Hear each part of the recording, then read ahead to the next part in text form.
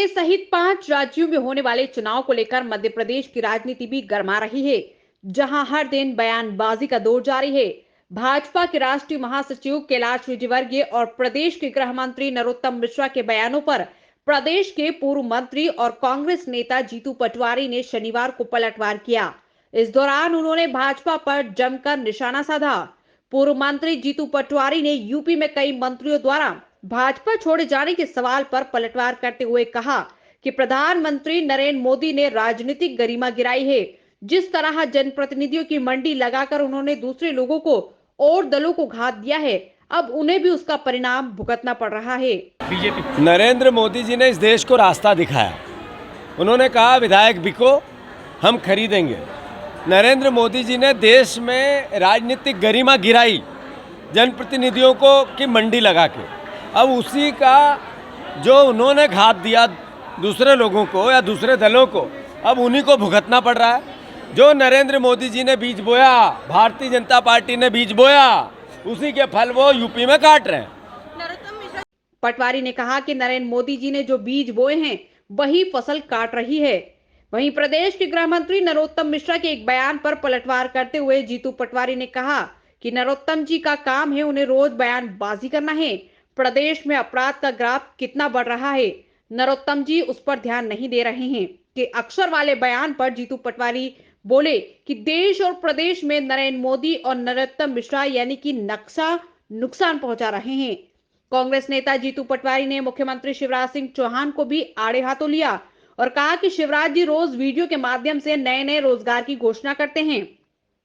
1 लाख रोजगार दूंगा कहते हैं, लेकिन बेरोजगार रोज फांसी चढ़ते हैं। सरकार के हाल बेहाल हैं। लेकिन 15 महीने में कोई रोजगार नहीं दिया गया। शिवराज सिंह जी रोज कहते हैं 1 लाख लोगों को 1 महीने में रोजगार दूंगा, फिर नए विजुअल वीडियो देते हैं, रोज हम लोन देने की प्रोसेस करेंगे। रोज झूठ, रोज पाखंड, और इधर बेरोजगार रोज फांसी चढ़ते हैं। तो दोनों का कॉम्बिनेशन है। अपने अपने घर की स्थिति देखो, अपने अपने परिवार की स्थिति देखो। जो मुझे सुन रहे हैं वो अपने घर का एहसास करे कि क्या सरकार ने उनको फायदा दिया है, तो शिवराज जी सच है, और अगर नहीं दिया है तो उनसे बड़ा कोई झूठ नहीं है। शहर में संक्रमण बढ़ते हैं। कांग्रेस की वही स्थिति यूपी में भी होने जा रही है। कैलाश विजयवर्गीय जी ने ये नहीं कहा कि जो यूपी की बीजेपी की स्थिति हुई थी बंगाल में, वो अब यूपी में भी बीजेपी की स्थिति होगी। मिलकर लड़ने का विषय है, और कोरोना की गाइडलाइन शासन ने जो दी हम सबको मानना चाहिए। ये सिर्फ युद्ध सरकार लड़े और हम सब लापरवाही करें, जनता लापरवाही करे, ये नहीं हो सकता। दोनों को मिलकर लड़ना पड़ेगा और एकजुट होकर लड़ना पड़ेगा।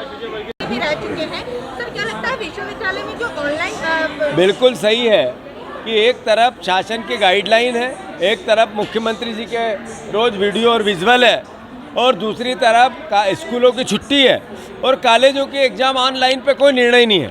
तो मैं समझता हूँ ऐसी पूरी परिस्थिति में परीक्षा को या तो पोस्टपोन किया जाना चाहिए, अगर आपको ऑफलाइन कराना हो तो। ऑनलाइन करना है तो अभी परीक्षा कराना चाहिए, और ऑनलाइन ऐसी परिस्थिति में होना चाहिए, इसमें कोई बुरा नहीं। यूपी में लगातार दो क के कारण खराब हो गए, एक कोरोना और एक कमलनाथ जी। नरोत्तम मिश्रा जी को रोज बयान देना है, अपना काम नहीं करना है। नरोत्तम मिश्रा जी ये बताएं क्राइम में मध्य प्रदेश नंबर 1 क्यों है। नरेंद्र मोदी जी ने कहा देश को और प्रदेश को जो भारतीय जनता पार्टी ने नुकसान पहुंचाया वो किसी अक्षर ने नहीं पहुंचाया। 15 महीने